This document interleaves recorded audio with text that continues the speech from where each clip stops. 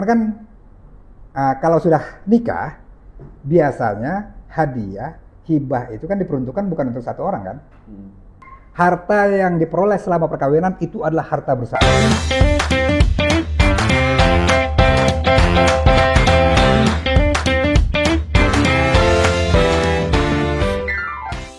Assalamualaikum warahmatullahi wabarakatuh. Selamat pagi wargi Lebak. Seperti biasa di hari Rabu, saatnya podcast Lebak Bicara. Kita akan berbincang dan juga membahas informasi-informasi yang menarik, baik itu seputar pembangunan dan kinerja pemerintah daerah dan informasi-informasi menarik lainnya yang akan disampaikan oleh narasumber kita di kesempatan kali ini.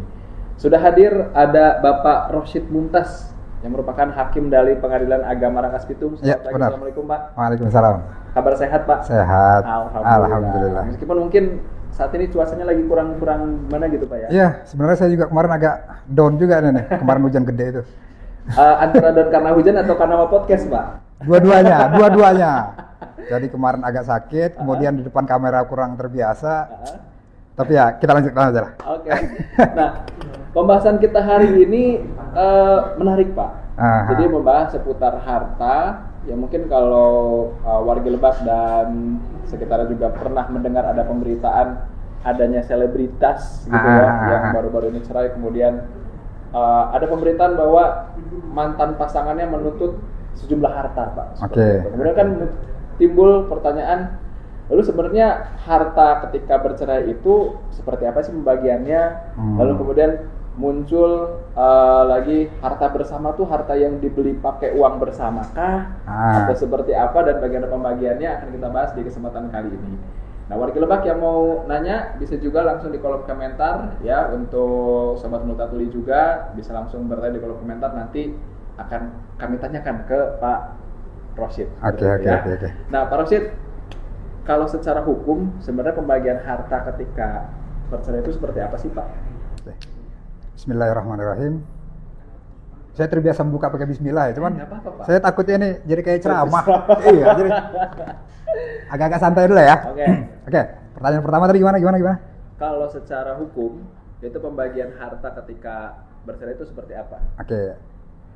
Norma dasarnya itu kan diatur di KUH Perdata.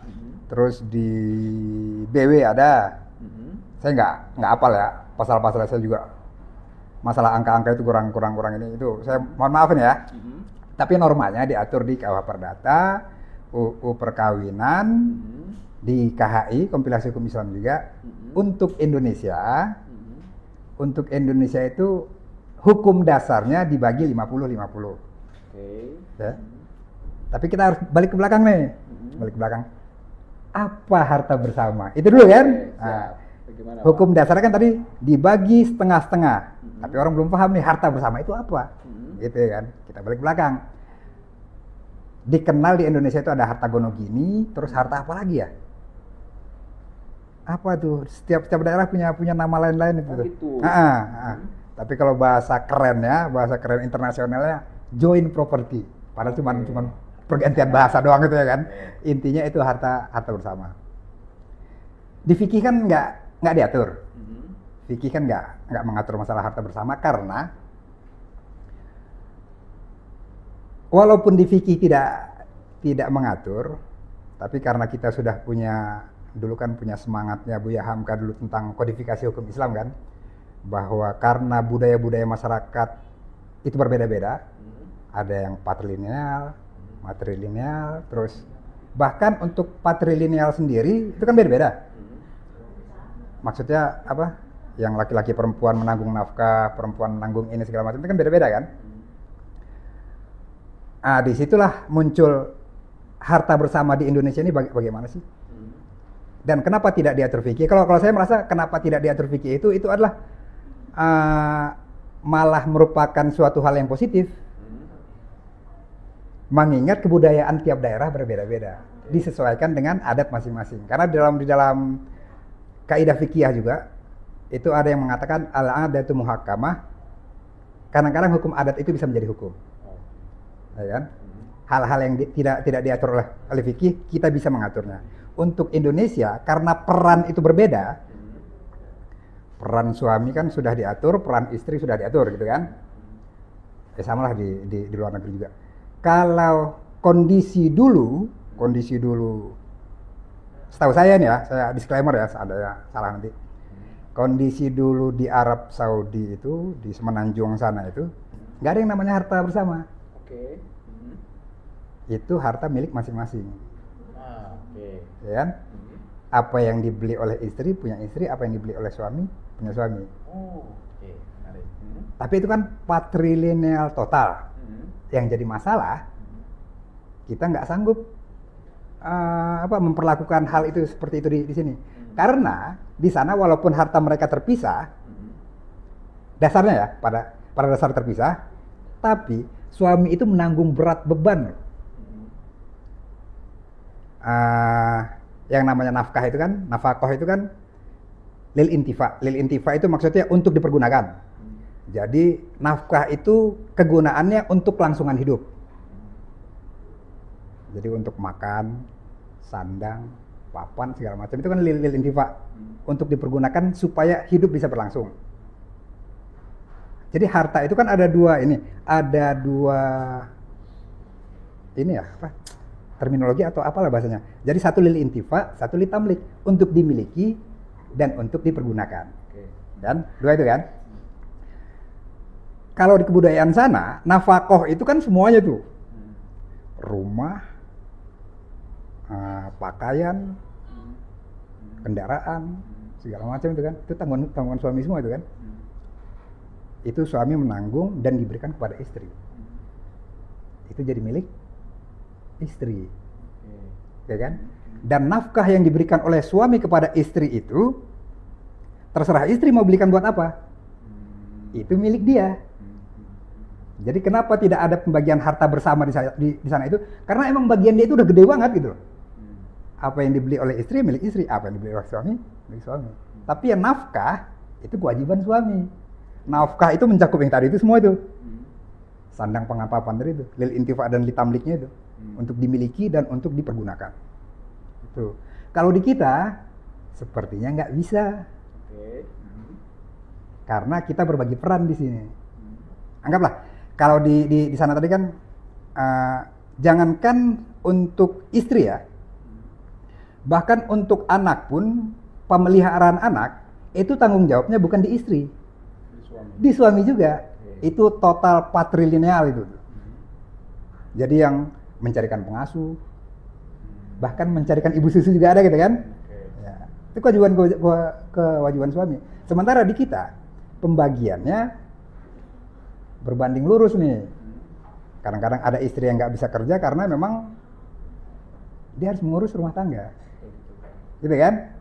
Jadi nggak bisa kita terapkan budaya sana kepada budaya sini. Makanya akhirnya ada kebijakan lokal itu. Walaupun masih jadi ini ya, ada bukan masih ada ketidaksepakatan antara ada Prof. Hazairin itu. Prof. Hazairin mengatakan tidak ada yang namanya harta bersama. Tapi dia mengatakan ada yang namanya syirkah. Syirkah itu persatuan harta juga. Walaupun endingnya menurut saya sama lah. Terus ada siapa lagi? Ismail Muhammad Shah mengatakan kalau untuk budaya Indonesia semestinya ada harta bersama. Kalau Hazairin mengatakan tidak ada yang namanya harta bersama, tapi ada yang namanya syirkah. Kalau dalam fikih, syirkah itu kan apa ya? Ini saya ngoceh sendiri. Saya menunggu penjelasan Pak. Syirkah itu kan kalau kita ada akad kontraknya ya. Kontrak 2 orang. Saya dengan Revan ya misalnya ya. Ada namanya syirkah inan. Syirkah inan itu kita bikin saya punya modal, Revan punya modal, kita satukan, bikin usaha gitu kan. Jadi persatuan 2 modal itu namanya syirkah inan. Jadi ada kontrak kan antar kita kan. Ada lagi yang namanya syirkah abdan. Syirkah abdan itu sama-sama jadi bekerja, tapi kita berbarengan berdua. Jadi bekerja. Terus ada syirkah apa lagi ya? Syirkah muafadoh. Untuk atau di googling aja kali ya ininya ya. Tapi intinya begitu ya. Kalau si Ismail Muhammad Shah tadi menyamakan bahkan 2 orang yang nggak punya hubungan aja bisa mengadakan syirkah. Saya dengan Revan yang bukan siapa-siapa bisa syirkah gitu kan. Apalagi ini dua orang yang jadi suami istri. Makanya dia menamakannya itu syirkah rajuli fil hayati. Mungkin gitu ya bahasanya ya. Itu syirkah dalam bahkan bukan hanya dalam harta, kehidupan juga kita berbagi di situ gitu. Pak, terus Pak, kemudian terkait dengan itu mungkin pertanyaan dari warganet banyak juga.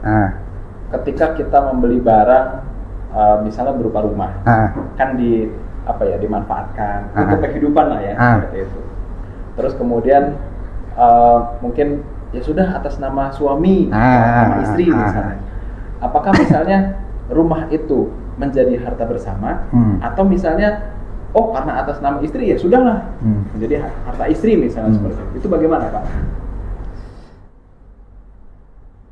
Tadi definisinya belum selesai sih ya, repot juga ya.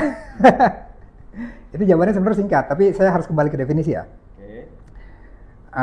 Harta bersama, kalau di hukum kita, hukum positif kita itu, harta bersama adalah harta yang diperoleh selama dalam perkawinan. Kayak itu ya. Kita khususkan harta yang diperoleh selama dalam perkawinan. Itu adalah harta bersama. Siapapun pemilik atas namanya mungkin gitu. Yang memperolehnya. Oke. Ya. Siap. Jadi seandainya Revan kerja, istri kerja, punya penghasilan, itu harta bersama. Jadi setiap yang dihasilkan di dalam perkawinan itu adalah harta bersama. Oke. Kecuali, ada pengecualian di situ. Ada pengecualian. Kecuali harta warisan. Harta bawaan dulu ya. Harta bawaan, berarti harta yang diperoleh sebelum perkawinan.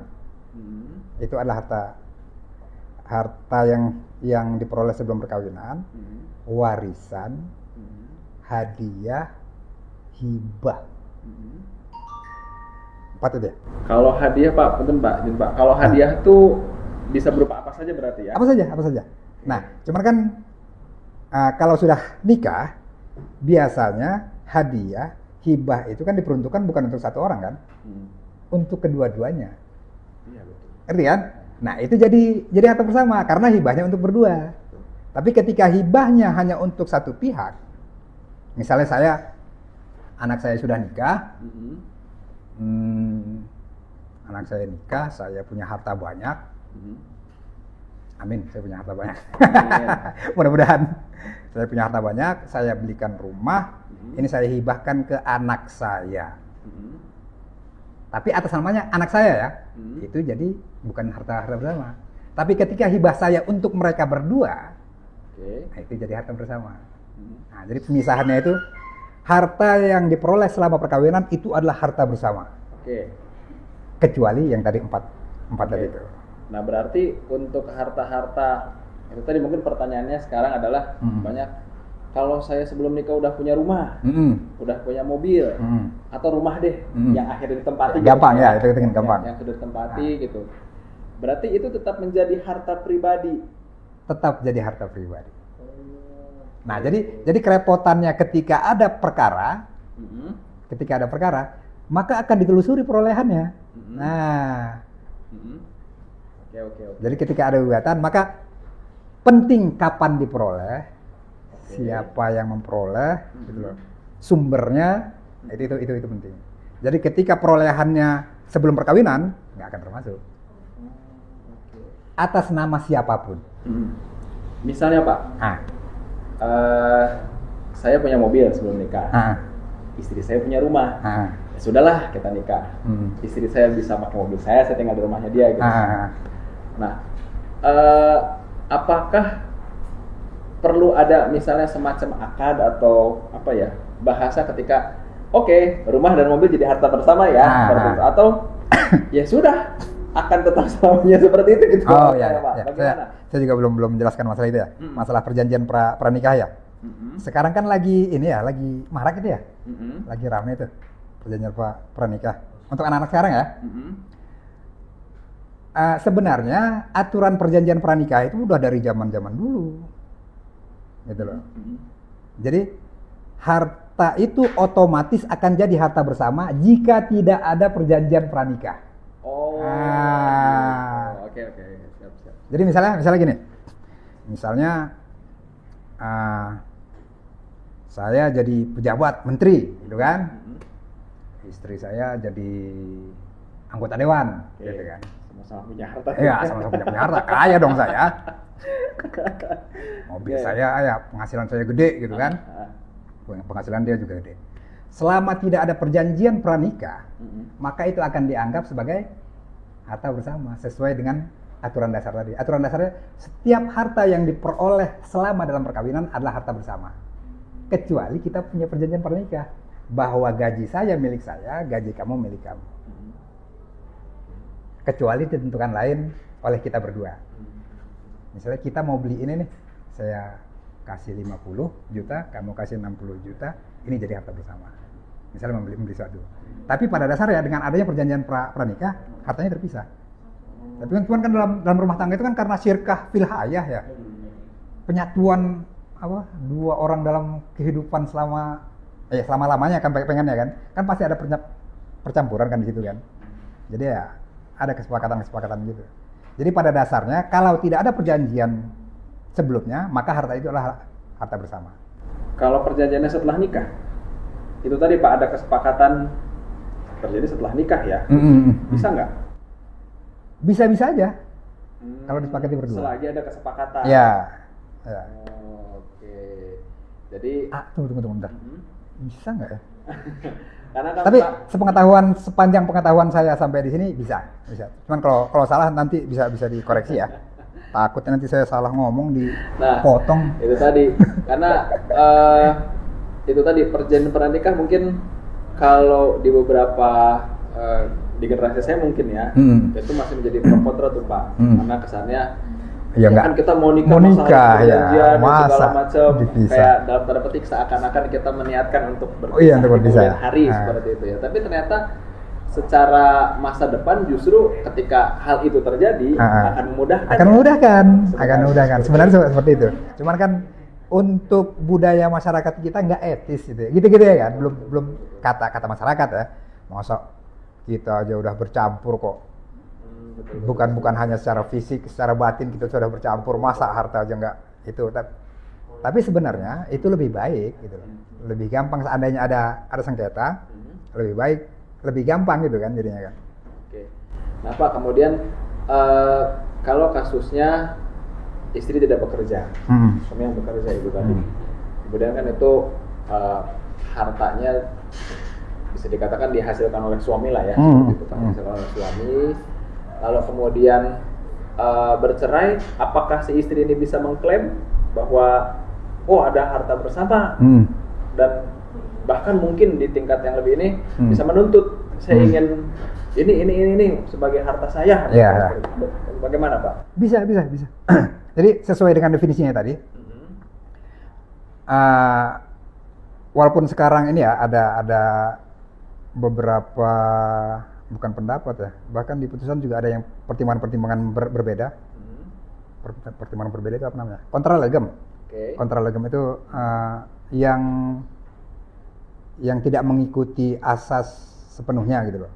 Tapi punya pertimbangan lain. Tapi tetap reasonnya harus dijelaskan kenapa dia tidak mengikuti asas itu. Pada dasarnya tadi harta yang diperoleh selama dalam perkawinan adalah harta bersama. Siapapun yang mencarinya. Cuma dalam kondisi masyarakat sekarang ada yang namanya itu keadilan distributif, justisia distributif. Jadi melihat peran seseorang dalam rumah tangga. Karena kalau di perempuan kan pengasuhan itu kan nggak gampang kan? Pengasuhan, terus pekerjaan rumah tangga, keharmonisan, tugas istri itu kan kadang-kadang bahkan ada yang sudah kuliah tinggi-tinggi, pengen punya mimpi demi rumah tangga akhirnya jadi enggak. Itu kan karena memang mengurus rumah tangga itu nggak gampang gitu loh. Itulah makanya kenapa dianggap itu juga peran yang patut diperhitungkan. Kenapa harus dibagi dua? Walaupun yang mencari suami, tapi ketika peran dalam rumah tangga ini istri penuh, nah itu harus dipertimbangkan. Kenapa akhirnya kita pada dasarnya setengah-setengah itu karena itu ada peran-peran yang dilakukan juga oleh istri di situ gitu loh. Nah, cuman yang jadi masalah zaman sekarang ini apa sih istilahnya ya? Apa sih itu?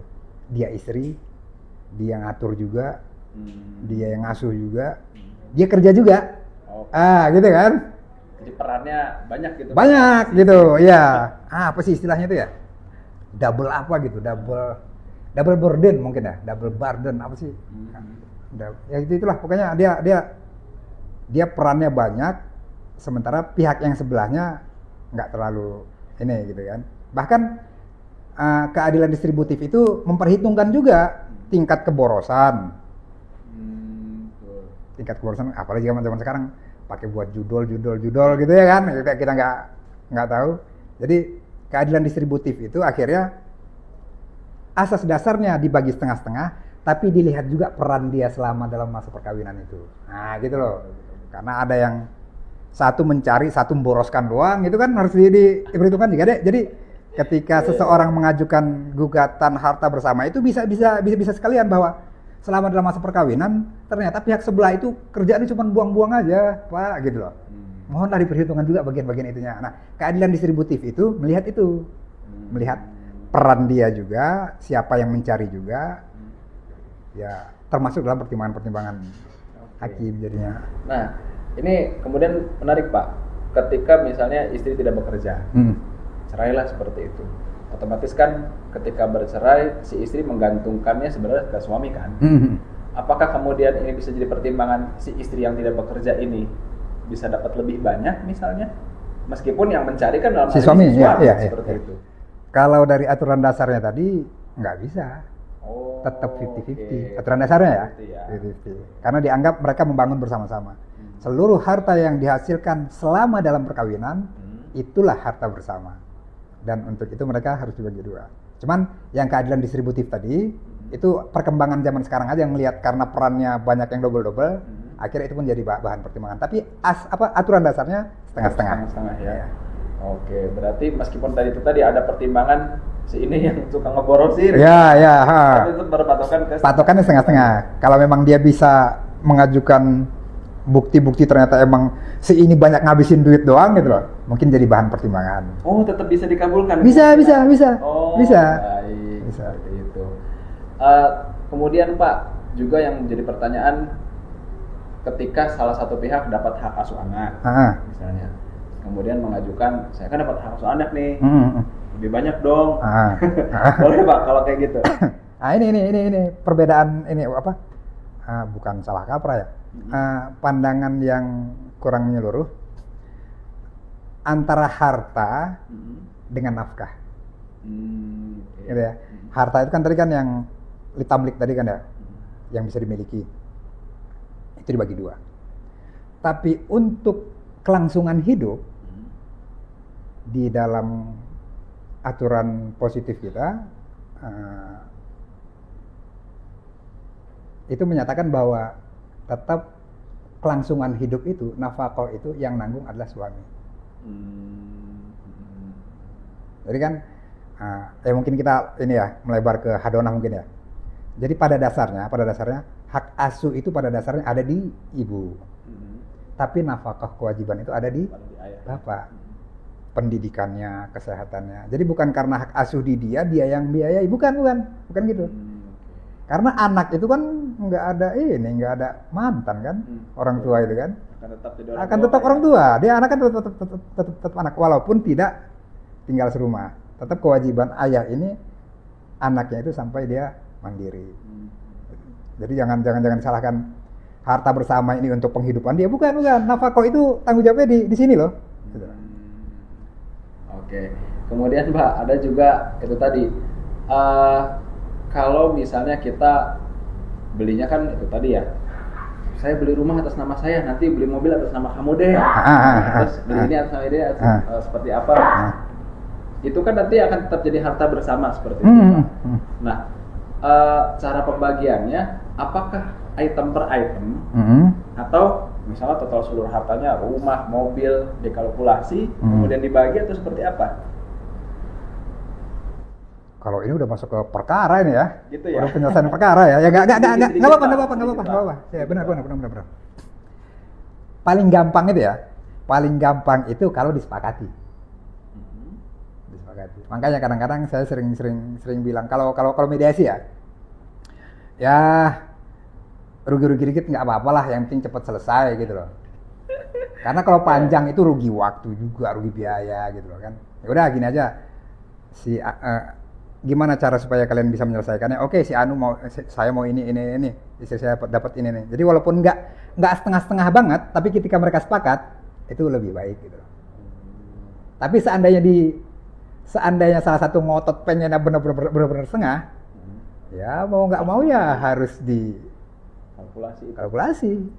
Oh, berarti Pak, satu lagi pertanyaan saya nih. Rumah dan mobil, yang gampangnya seperti rumah dan mobil. Harus dikalkulasi, anggaplah rumahnya 150, mobil 50. Nanti bagaimana Pak pembagian? Apakah harus dijual? Kemudian dapat uangnya? Karena jadi, kalau kita bilang 50-50 ya. Jadi di salah satu biasanya ya, di salah satu amar putusan itu kan ada ini bahasa menetapkan harta ini dan ini adalah harta bersama. Okay. Pertama kita tetapkan dulu mana-mana aja harta bersamanya. Jadi amar putusannya ada juga ya hartanya. Okay. Harta bersama ini adalah harta bersama. Terus yang selanjutnya menetapkan harta-harta yang tersebut di atas dibagi 2. Oke. Cuman ada kata-kata tambahan situ. Dan apabila tidak bisa dibagi secara natura, tahu kan secara natura kan?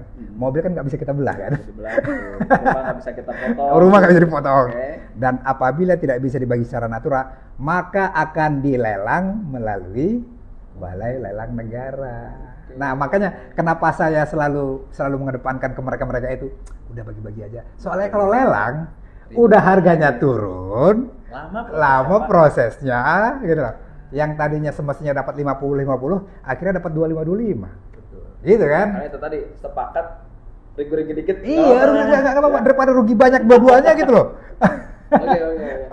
Maksudnya akhirnya alurnya. Iya. Tetap penyelesaiannya ada. Okay. Cuma coba pertimbangkan sendiri, kalian cuma rugi 10 loh gitu misalnya kan. Daripada nanti semuanya digabungin di lelang itu harganya udah anjlok dan sisanya sekian lebih rugi dua-duanya. Itu biasanya ego tuh Pak ya. Ya. Jadi walaupun iya kadang-kadang orang-orang begitu ya. Okay. Ya nggak apa-apa gua rugi, yang penting dia juga rugi ya. Siap.